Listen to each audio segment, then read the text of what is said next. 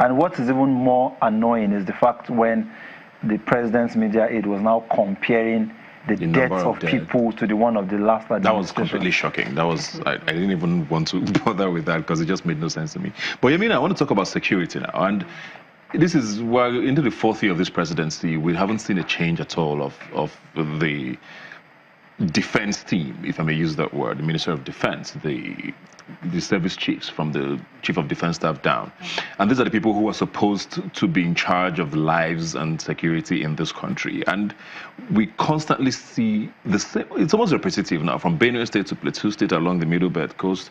It's moving across states as it is now. You know, the tolls may not be as many as we've seen in Plateau State, but it's happening, and it continues to happen. And when we had the issue in the past with militants, now that it's completely gone away, we had people who we knew we could sort of negotiate with or talk to. Same thing happened with Boko Haram. There was a name, or there were names of their leadership we kind of knew. With this particular case, it just seems like there's nobody to hold. We just know, oh, these are Fulani herdsmen, or there's Mieti Allah on the side, who we don't even know how well linked they are to. Why is it so hard to even sort of understand the group as a whole? I think part of it is also what I said about understanding different cultures. So I think what I've found out recently is, so people rear cattle. So the people who walk through Nigeria rearing their cattle and grazing on land are not the owners of the cattle. So which is where I think Mieti Allah Cattle Rearers Association. So there's an association of cattle who own cattle. Then the herders are different. No, but there might be one. So you can have herders that own, but well, some are basically employed to herd on behalf of commercial owners. So there's that in the mix. Then it's not just, I mean, if you look at it from Benue to Kaduna to Adama, wherever, the Fulani herdsmen get named for everything, if I want to use that word. And I think the point is that I don't think that's fair, but because a lot of the reporting and a lot of what people say happens, it's like saying, how do I phrase this? Because someone has always done something now happens in another place, it's easy to ascribe blame to that one. Exactly. Now, a state like Benue, for example, now has an anti-grazing law. And one of the things that I found that's actually quite difficult to implement, because you're meant to carry the cattle and put them somewhere so that they don't graze freely. Yeah. But the facilities to do that don't exist. So you have a law that is hard to implement.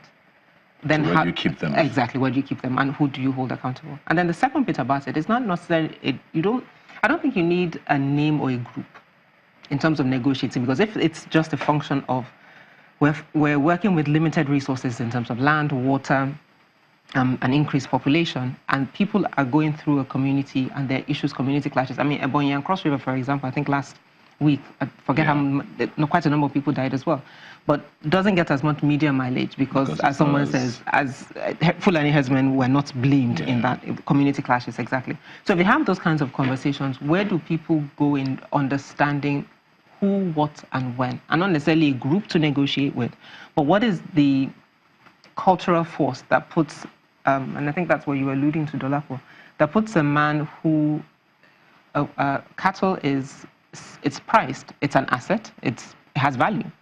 And the way they manage and treat it, it's the way they do their thing. So how do you, it's not in negotiating with a group, but it's understanding a culture, understanding a people, and then putting things in place within a multi-ethnic and multicultural society that we have that makes room for everybody.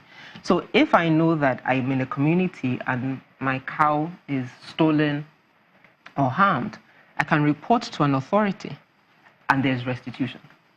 There's no reason for me to take justice into my own hands. But if that doesn't exist, then we have jungle justice. I'm trying to break it down so we don't think of it as some exoteric thing with just cattle and lives, but it's really a function of when people don't feel that my way of life is respected or honored, and if people disrespect it, nothing happens. Then you have jungle justice. And we see that we're in Lagos. We see that in Lagos a lot. Someone steals 500 naira and people are ready to burn the person alive because there's an immediateness of, you've harmed me, I'm going to get exact revenge. Yeah. So I think it's, for this particular case, I'm not quite sure it's more of a negotiating with the body, but understanding the driving forces. But how come we still don't have, at least to my knowledge, we haven't had one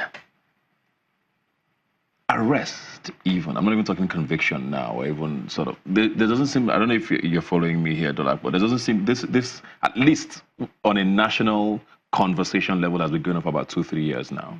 We still don't have one person we've said, oh, we've caught this one. You know, it was, how many have there been, and do you think it's been strong enough to make a difference? If maybe that's what I'm going with it. There have been some arrests, but I think at least in Ekiti, when Fayose did that law, they arrested one and all, at least one that I can remember.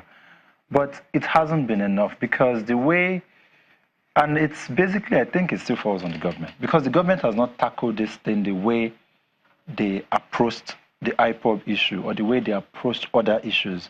So they have been kind of more laid back, like, okay, maybe they have this approach that when it happens, we apologize and we'll go back and all that. But there has not been any hard stance on the group. There has not been a constant approach towards the situation.